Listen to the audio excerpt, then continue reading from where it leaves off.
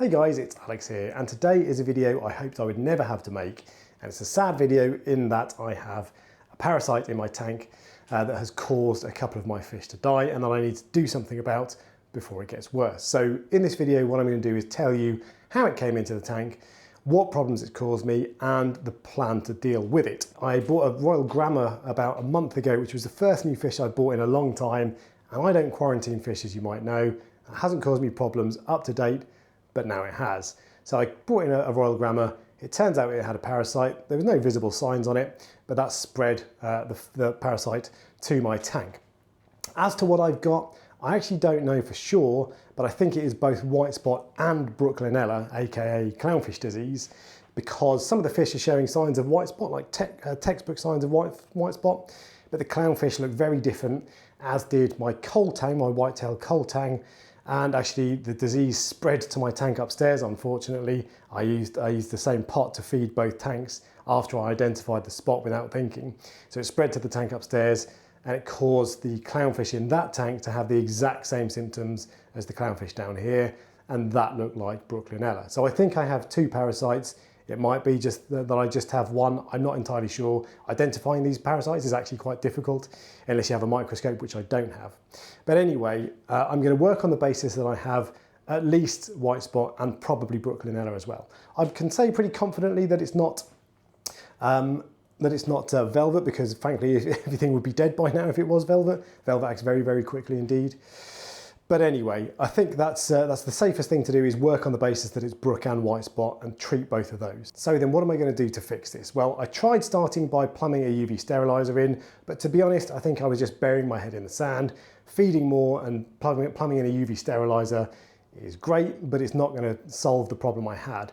So now I've got to the point a few weeks later where sadly I've lost a few fish, and I've now taken the decision that I need to treat the fish and eradicate this disease. So let me go and show you what I've done with that. Okay, so here we are with my emergency hospital tank. I've set up a tank to effectively quarantine the fish, or to treat the fish really.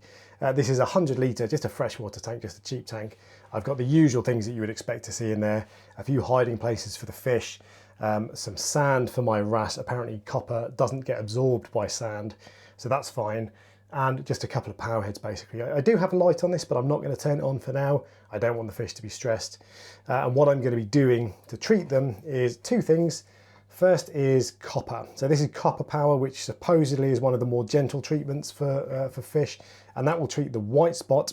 I have to treat it for between 14 and 30 days. We'll see how things go at the right level in order to get rid of the white spot, but that won't get rid of Brooklynella. In order to get rid of Brooklynella, I need to use a product called Metroplex by Seachem, which I've ordered, but it hasn't arrived yet.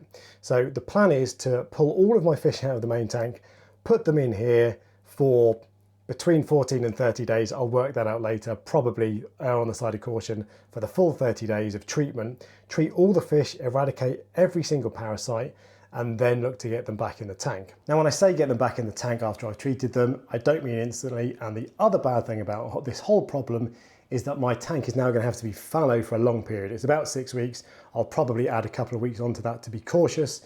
And I'm following all the guides from Humblefish, by the way, who is kind of the expert in treating fish diseases. So this tank is likely to be empty for probably 2 to 3 months.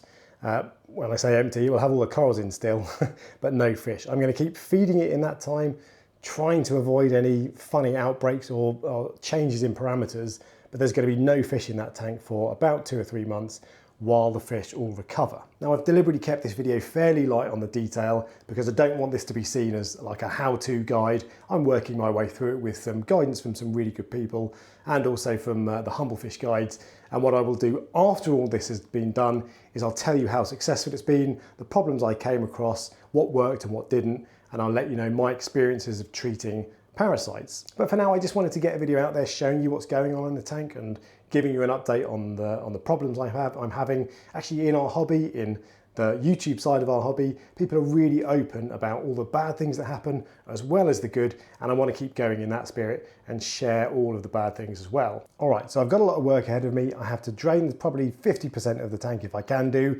in order to catch all the fish and move them across to the hospital tank. I will keep you updated on how I get on, but it's not going to be regular updates. What I'm likely to do is carry on making normal videos, and I'll update you when everything has worked its way through, hopefully at the point in a month or so's time when I can show you that I've had success treating all of the diseases and that all of my fish have survived. But if I've had any problems in that process, I will of course share them with you. So thank you for watching then, guys. Make sure you like and subscribe, and if you've got any questions, chuck them down in the comment section below and I'll update you again soon.